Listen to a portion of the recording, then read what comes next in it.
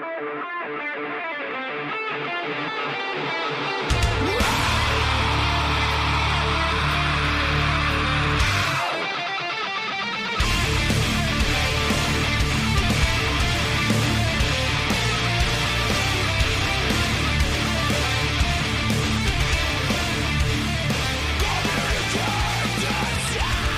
right, today is March 3rd, 2019, and this is episode 234 of the Defensive Security Podcast. My name is Jerry Bell, and joining me tonight, as always, is Mr. Andrew Kellett. Good evening, Jerry. How are you, sir? I am really, really good. How are you?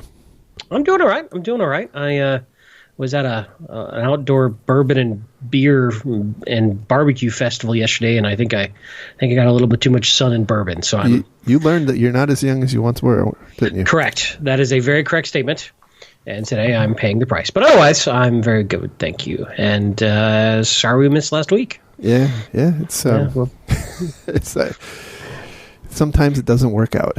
Last week was my fault because we were doing Valentine's Day Observed, since my wife was in her play, the actual Valentine's Day. So my fault, my bad. Yeah, so the one thing that we actually missed by not having a show last week, this is kind of tragic, actually. The 4-year anniversary of the two llamas running around in Arizona.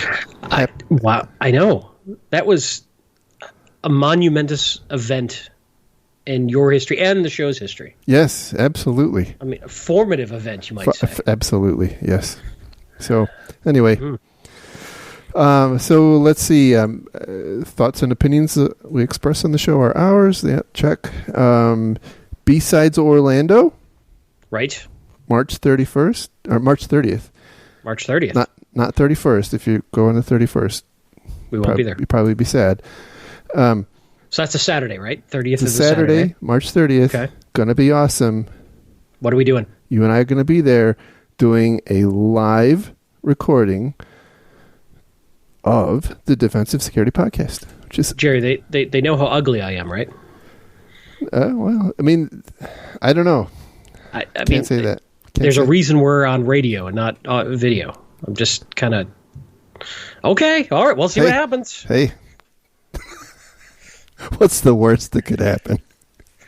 Oh, boy. I could come up with a few bad things. So, yeah, no, that'll be fun. And I also was hoping to be at B-Sides in Nashville, and I even submitted a talk, and they accepted the talk, and I had to turn it down because I suck. And I didn't have my schedule very well coordinated, and I had another event booked that I cannot skip that I paid for. And so a little bit of love and shout out to B-Sides Nashville. I'm sorry. I'm a terrible person, but it's a great event. So go show them some love and support. Yeah. I've heard that's a really good conference. So, indeed. Right. So good. Yeah. We'll have to figure out our travel logistics for ye old Orlando. Absolutely. Looks like a really great venue and some good talks. And I mean, the creme de la creme. You get to see us do a show.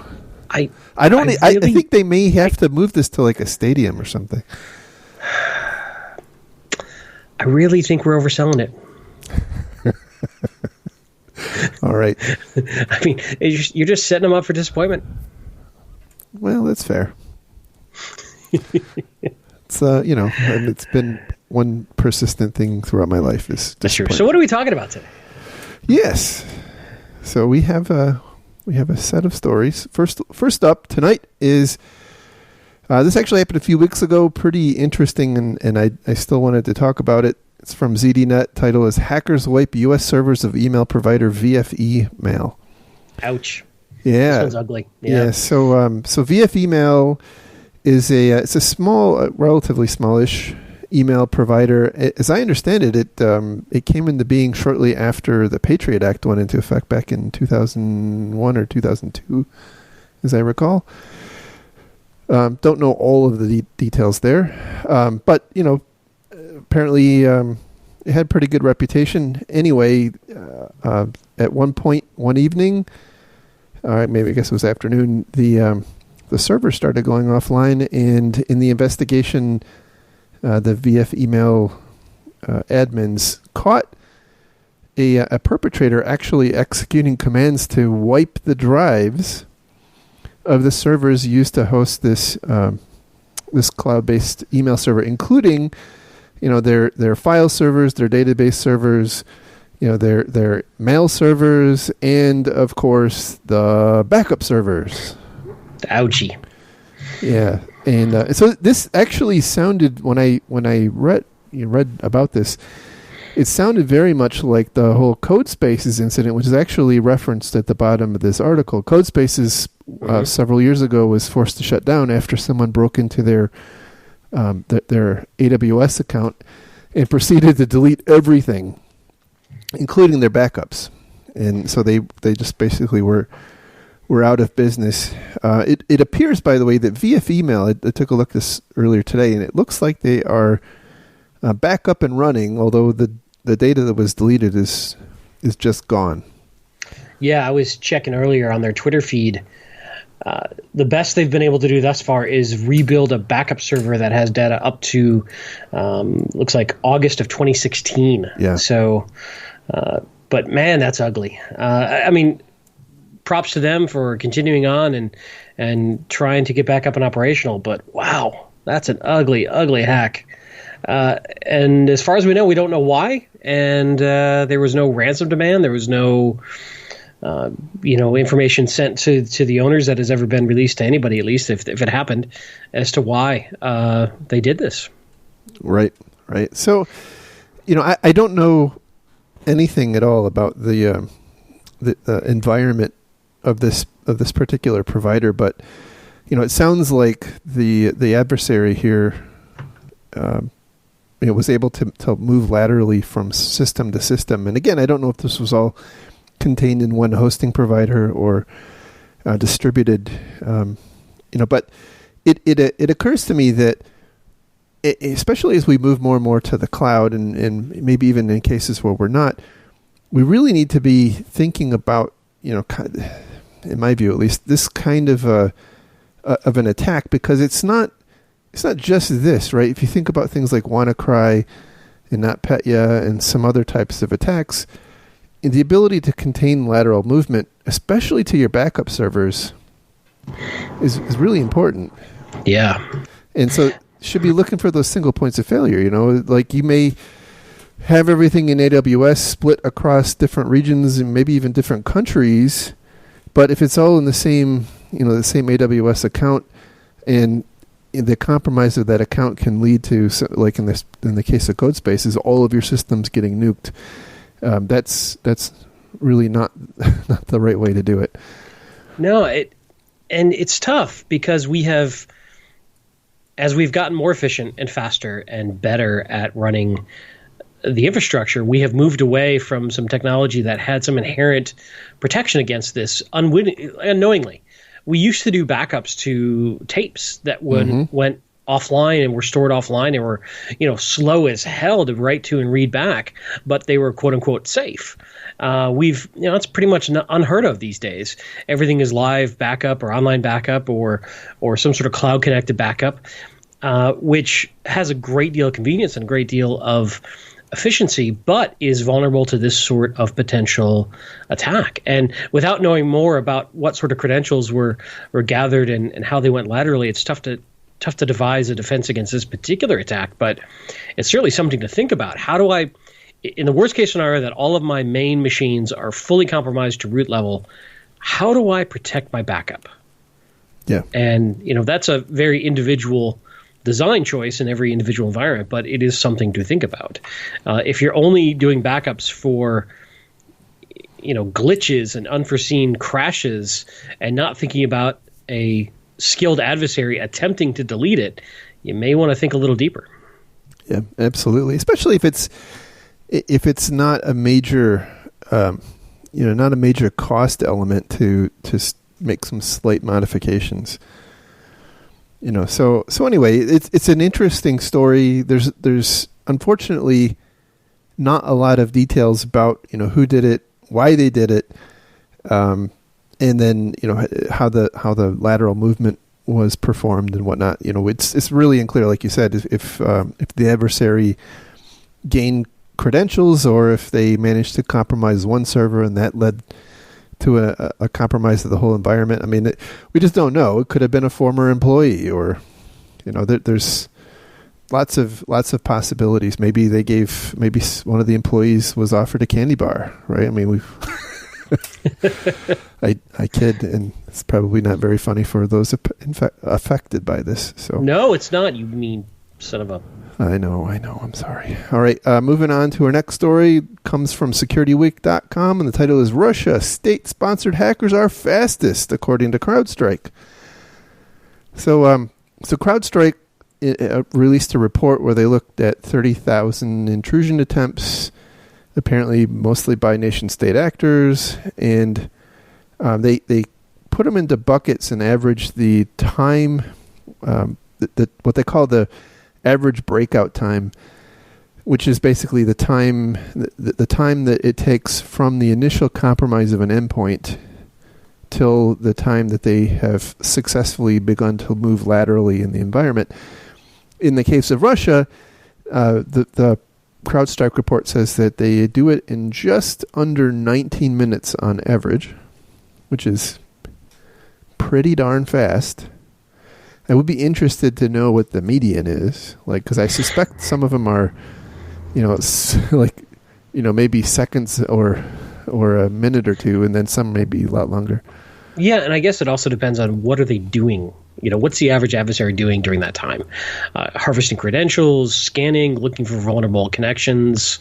There's probably a lot of different ways you can take that next step once you get that foothold. Downloading tools. So it's interesting. And go ahead with your summary. I have a thought after kind of go through that. Sure. So Russia is again, according to CrowdStrike, is fastest, and then North Korea at 2 hours and 20 minutes on average. China's at 4 hours. Iran is a little over 5 hours, and then the general organized crime is about almost 10 hours. So go ahead. It's interesting too. I wonder how this impacts detection rates. If you've missed the initial intrusion, often, hopefully, when they start going lateral, they make some noise. You might be able to catch that. So I wonder if faster lateral movement or slower has any impact in detection rates. That's such a broad question. I guess it depends on the organization, but makes me wonder. Yeah. What concerns me a bit is when you start talking about 19 minutes, and again, that's an average, so we don't know, what's really happening necessarily, but being able to detect, confirm, and then respond to an intrusion in 19 minutes is pretty damn fast, and I dare say probably out of the realm of reach of many organizations of any size. I mean, certainly if it's a small organization and you have sophisticated monitoring and you can go tell Joe to turn off his computer, that's pretty simple. But is this when you're going to pitch your AI? Totally. My blockchain AI detection thing, yeah. Absolutely. Powered by llama blood. No. Don't hurt the llamas. This is the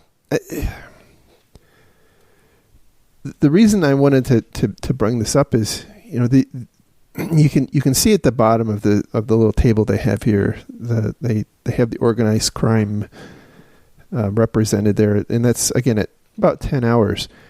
But as we've talked about in the past, the tactics used by the more sophisticated adversaries inevitably trickle down to the kind of garden variety organized crime, and I'm very skeptical about most organizations' ability to detect and respond in a reasonable amount of time to be able to take action before something bad happens. So I would say this is it's I think we talked about this a couple of months ago in the context of some metrics that some company, maybe it was CrowdStrike, was trying to push forward. Being able to measure and manage the time to detection and the time to response is probably something, especially if you feel like you are the target of these more advanced adversaries. Yeah, I would agree. I'd also say that this is kind of a vague topic, right? Just to move laterally could be a whole bunch of different things. It could be moving laterally just to a nearby host, another workstation. It could be moving to a server. It could be moving towards their target. It certainly makes it harder to contain them once they start moving laterally. But I would say not all lateral movement is equal. As a broad statement. I think that's a great point. But I think the reason it's important is because, again, in an environment of any significant size, you don't necessarily know where they went. Right. And so it's difficult unless you have, really great insight and ability to perform forensics and, across your environment and whatnot. It's really difficult to, once they've moved off, to know exactly where they've gone. And, sure. Rebuilding entire environments, is very expensive and painful. So, anyway, interesting thought experiment. I don't have great advice other than, I think we have to take, very likely going forward, some fundamentally different approaches to into this in this space, right? I mean, we probably going to have to, if in fact this trend continues, and the adversary, especially the more common adversaries, start decreasing their time of to lateral movement, we're probably going to have to invest a lot more in automation. The ability to automate let's say the disconnection of suspected compromised workstations. Yeah, some sort of auto quarantine when enough suspicious behavior occurs. Exactly. Yeah. Exactly. Yeah, but that could be dangerous too, right? This Absolutely. is the whole old debate about IDS versus IPS. If, do you trust your machines to not trigger on a false positive and disrupt production traffic? That is what it's always coming down to. Yeah. So we'll have to see how that plays out. Absolutely. All right. Next story comes from ZDNet. Again, its title is ICANN. There is an ongoing and significant risk to DNS infrastructure. So this, I think this was announced. There was an announcement by U.S. Department of Homeland Security sometime around Christmas, and shortly thereafter, conveniently when the government was shut down, that all government agencies needed to go and implement DNSSEC. Well, hey, look, you're in a shutdown. It's like a huge change window. That's a good point. I didn't think about it that way. All your production shut down. What a perfect... You clean out the internet pipes. You do some maintenance. You do some upgrades. I didn't even think about it that way. You're right. That's why I'm here. That's brilliant. So anyway, there was a... and still is, some concerted efforts by unknown adversaries to compromise the domain accounts. So not Active Directory this time, but the domain registrar accounts of the different domain holders. In the case of, we're just talking about government domains, but this is happening more broadly, and this is the issue that ICANN is warning about. And DNSSEC, the promise of DNSSEC, which has, by the way, been around for 20 years now, hard to believe, holy cow, and still not very widely distributed. It's because it needs like a logo and a mascot and a theme song. Yeah, I keep wondering, which is going to get traction first, IPv6 or DNSSEC? I'm not sure. I'm not sure which. Anyway, the DNSSEC relies on the concept of public key cryptography and the the authoritative owner of a domain retaining, I should say protecting the private key used to sign the DNS records, and then in that way, somebody who's doing a query can confirm that the value that's coming back has been digitally signed by. So it's almost like an SSL certificate for websites. Yeah, or PGP, right? Yeah, sure. It's very very much like SSL or PGP, but the thing that concerns me is most, especially in the commodity commercial space, most registrars make DNS, or many, maybe it's not most, but the ones I've seen make DNSSEC really easy, and the DNSSEC private key is stored in their in their control panel. So if your DNS registrar account gets compromised, then the bad guys can sign your DNS changes with your private key. Right. Which is awesome.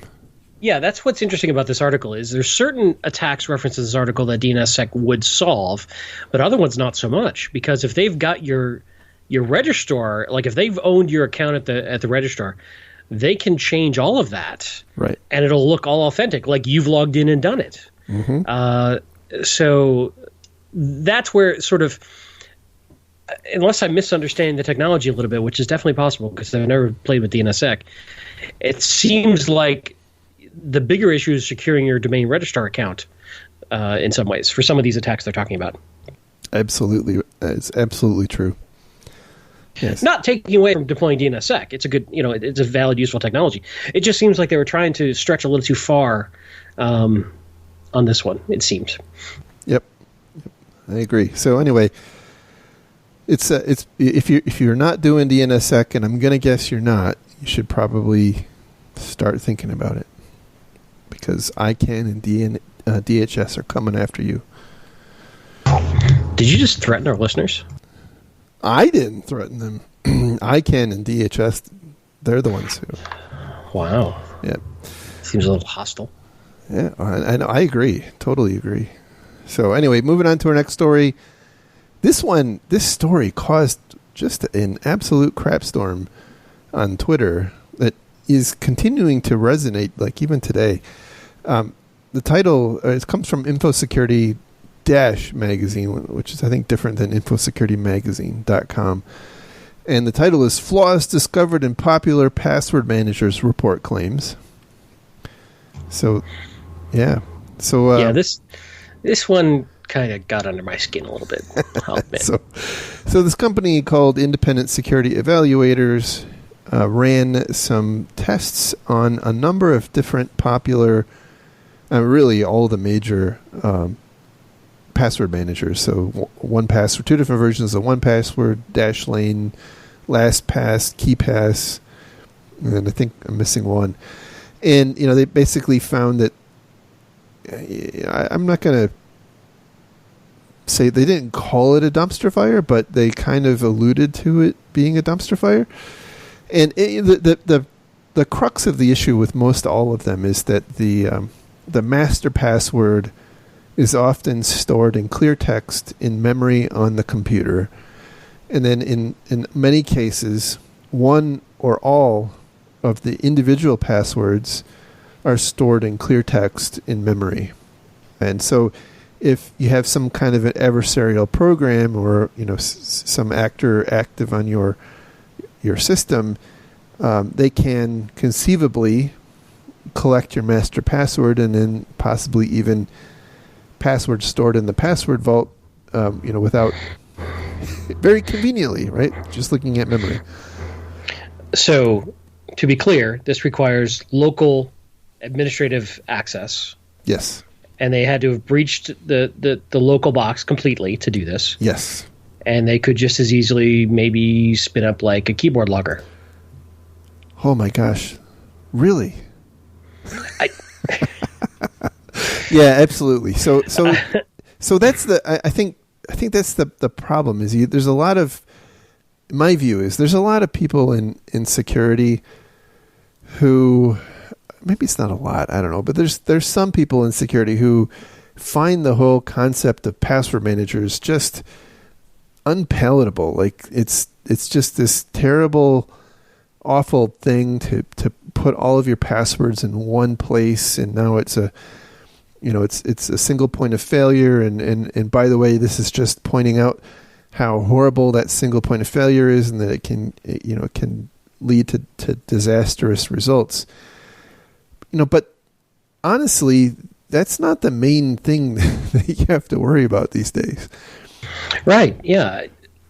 There is some validity to that concern, but I think the risk is much higher to reuse the same password over and over, and to reuse easily guessed password. Yeah, much so exactly. We're never going to get to zero risk. So it's about managing risk and mitigating risk, and having randomized, unique passwords per account, I think, is a far greater mitigation of risk, even when I do concentrate my passwords in one spot. So, hey, I appreciate that people are auditing password managers and making sure they're safe and secure. They are a good target. I get that. So there's value in folks going and poking at them and trying to find flaws. No problem there. This feels like a breathless, oh, look what we found. Password managers are terrible. They all suck. When, the gyrations they have to jump through compared to easier attacks if I've got that level of access, just tells me, I get it. It's an issue, but you're really reaching. Yeah, and in defense of independent security evaluators, they in their report they actually do still recommend that people use password managers, but that's kind of buried down at the bottom, and right, after they've spent multiple pages talking about how terrible the security is. And again, they're not wrong to do this. I'm not upset at them for doing this, but the real world consequence is people only read the headlines.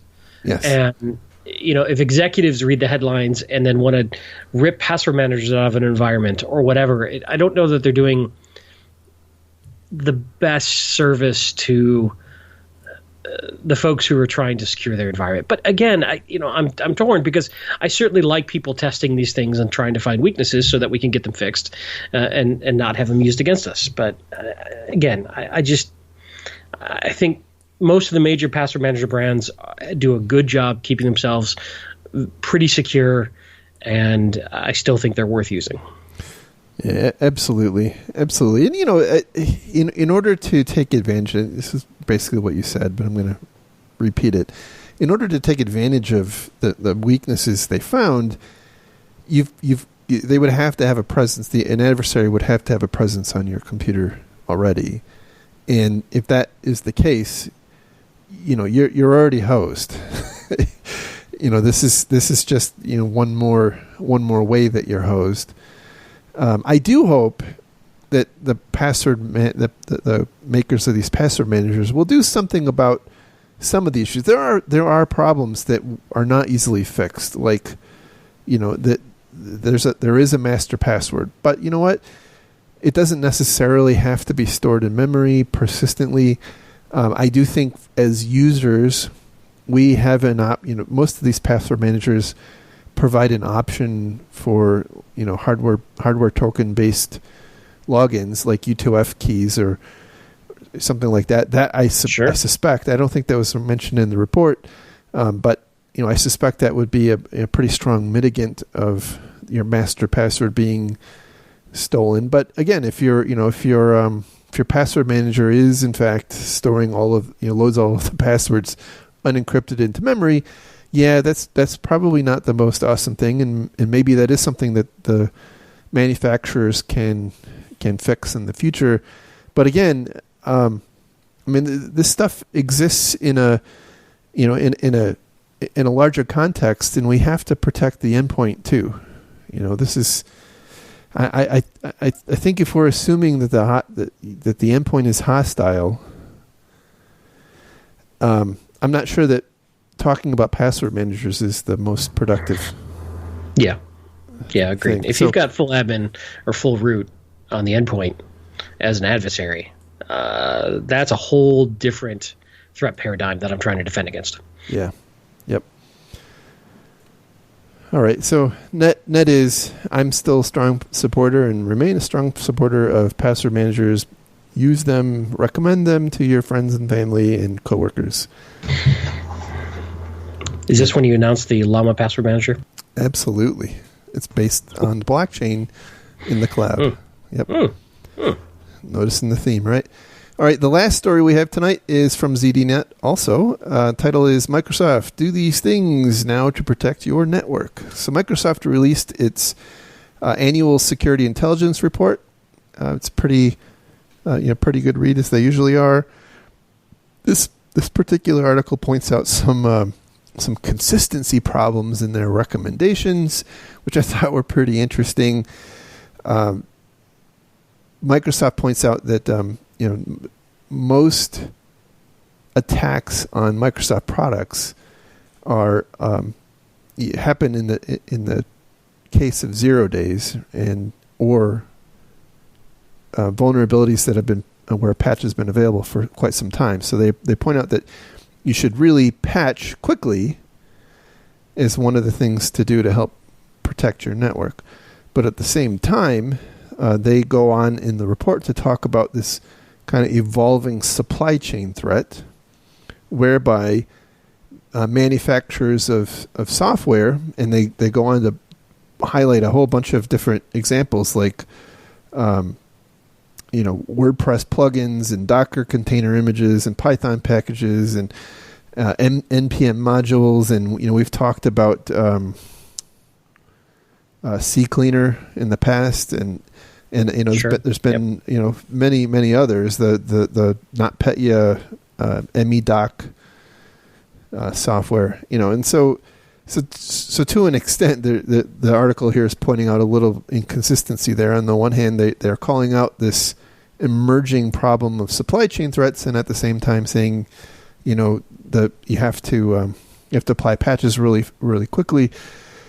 I think the issue is patching quickly is absolutely it's not necessarily a different discussion than we just had on password managers, right? I mean, it's hard to go wrong applying patches quickly because that's going to affect. But I can hear our listeners writing furiously about what about patches that Microsoft has to withdraw because they break things, and what about badly written patches, and how many times Microsoft has put out a patch and yanked it back after it bricked a bunch of boxes. Yeah, well, I do think it makes sense to test them, right? I mean, one of our jobs is availability, right? Sure. But it can't be a long, multi-week process. You gotta triage it and figure out if it's acceptable to push out very quickly. Otherwise, look, the endpoint is, that's the consistent thing, right? The endpoint is the weak spot these days, and so if you're worried about the impact of pushing out the latest version of the latest patch for Adobe Reader or Firefox or Chrome or the latest Microsoft Windows patches, which one what hell do you want, right? A bad patch or compromise, and to be investing in a compromise. Choose your pain. Yeah, choose your pain. Exactly. Exactly. So that was one. Let's see. They recommend it to deploy a secure email gateway that has advanced threat capabilities and advanced threat protection capabilities, and I suspect Microsoft can help you out with that if you so choose.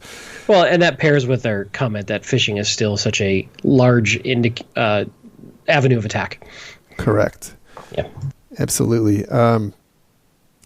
They say that it's important to implement what I'm going to call least privileged access controls, so that people who shouldn't have access to systems and data don't actually have access to systems and data, which will limit your exposure some. And then also teaching employees to be suspect of messages that ask them to divulge sensitive information, We've talked about that ad nauseum in the past. And then they talk about, this actually kind of ties back to the first story. They recommend keeping destruction-resistant backups of your critical systems. And they have the 3-2-1 rule, which is you need to maintain 3 backups of your data using 2 different types of storage with at least one of them backed up off-site. And I will add to that not only off-site but offline. Right, disconnected off-site. Not just to a cloud provider that you have constant connection to. Right. Yeah. I think it's a good advice. I wonder how many companies are actually doing it. I don't know. I mean, it's, again, this is, I think this is why IT takes smart people, right? Right. To kind of sit down and think through in the context of a given organization and how their IT is laid out in the financial constraints they have and all of that stuff. What is the appropriate way to do it? And, I come back to, in order to make a valuable or, valid assessment, you have to have a good understanding of the actual threat that you're trying to defend against. And, hopefully the kinds of things we talk about on the show will help bring some of that stuff to mind as you're trying to design the right type of environment. That is a good hope. One other thing they mentioned too that I thought was interesting was they reference continued pivot away from ransomware to crypto miners, which makes sense. But I'm also wondering, since we've seen a lot of the price of cryptocurrency collapse, if we might see some of the bad guys pivot back to ransomware. It certainly is possible. I'm not convinced that the price of cryptocurrencies is the only reason that the ransomware is, that we've seen this change. I have a feeling that many organizations are not paying ransoms. And so it's just not working out so well for the bad guys. Yeah, exactly. And the other is, and I think I mentioned this before, maybe before the end of the year, I still suspect very strongly that the drop in price of cryptocurrencies is actually is incentivizing people to do mining. And the reason is because the price has dropped so much.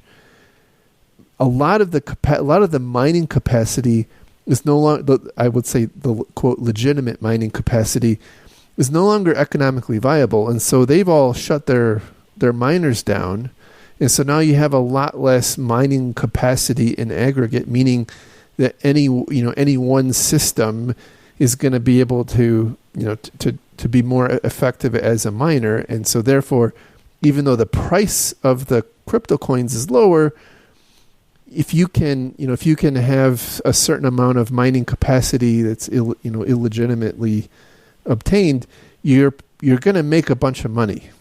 And that's a good point. Yeah. And more money than you would have if the price were higher and you had all these legitimate mining operations going on. Okay. That's my fair. hypothesis. I'm seeing you spent a lot of time thinking about this. So that makes me wonder just a little. It's what I do when I can't sleep at night. All right, that's fair. So it's fair. Anyway, it's an interesting report. Microsoft, I think this is their 24th. I can't believe they've done this for 24 years. 24th annual report. Gary, we're old. I mean, just accept it. We're old. God, I know. Which means we survived a lot of stuff. That is for sure. That's right. For sure. So, anyway, that is patch your systems, back your systems up, filter your email, train your employees, and watch out for the baddies. So anyway, that's our show for this week. I'm amazed that you didn't jump on any sort of AD rant on that one, because I know how much you love them. But I'm not trying to get you started. I'm just saying secure your AD, because if your AD gets popped, it's all over. Oh, absolutely. It's Yeah, maybe one episode I'm just gonna like for an hour yell about Active Directory. I think you should have a guest host for that hour, if you ask me. Okay. I have somebody in mind, actually. All right. Anyway. So thanks everyone for listening. Sorry for the delay since the last show. Look forward to seeing y'all in Orlando if you're able to make it. Thanks to our Patreon donors. The show just takes gobs and gobs of bandwidth, so thank you very much for the help there. And with that, we'll talk again soon. Have a great week, everybody. Bye-bye. Take care. Bye.